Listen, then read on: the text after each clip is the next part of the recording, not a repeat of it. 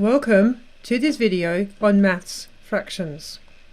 A fraction consists of two parts, a top number which we call the numerator and a bottom number which we call the denominator. In a fraction, the top number is the number of parts we're referring to, in this case the number of shaded parts, and the bottom number is the total number of parts that 1 is divided into. So here I have one shaded part out of 2.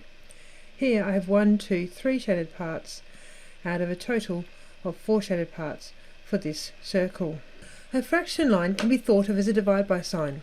So a fraction of 2/3 is the same as 2 divided by 3. It is very important to understand equivalent fractions. As you can see here, I have the same size rectangle cut into 3, 6 and 12. This is the same amount of that rectangle, but in this case it is one piece. In this case it's 2 pieces out of 6. In this case it's 4 pieces out of 12. So 1/3, 2 sixths and 4 twelfths are the same fraction, the same amount of something. Here is a table of equivalent fractions, and you can see here very clearly that a half is the same as 2 quarters, it's the same as 3 sixths, 4 eighths, 5 tenths or 6 sixths. We can calculate equivalent fractions by multiplying or dividing the top and bottom numbers. We can multiply or divide the bottom number by anything as long as the top number we do exactly the same, and we can multiply or divide the top number by anything as long as we do exactly the same to the bottom number. So here I'm changing it from a fraction over 4 to a fraction over 24. To do that, to go from 4 to 24, I multiply by 6. I times the bottom by 6.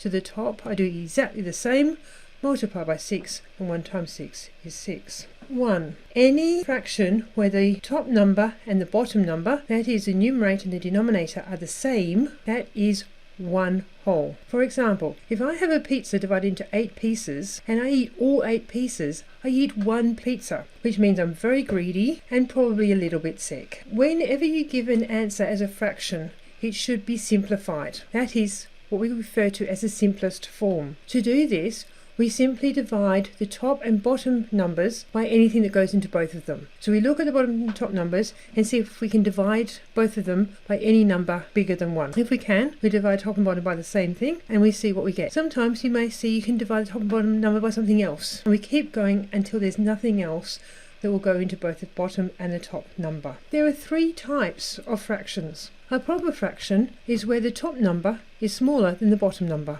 An improper fraction is where the top number is bigger than the bottom number.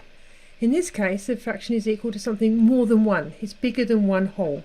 And a mixed fraction is where we have a whole number and a fraction part. To convert between an improper fraction to a mixed number, well, we looked before at the fact that if I have the same number top and bottom, then I have one whole. So if I have a denominator of 4, every group of 4 will be equal to 1.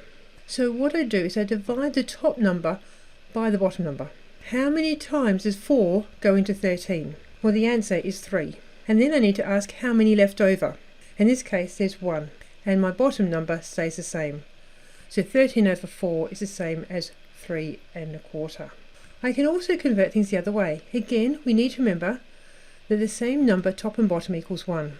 That means that this big number here is equal to itself times by the bottom number. So every one of those 8s is equal to 9 over 9. Therefore, I can multiply it by 9 to get what that would equal on top. And then I simply add on what's already there. So I show this here. The 8 nines are 72, so that's equal to 72, plus the 2 that's already there, gives me a total of 74 over 9. Thank you. Bye for now.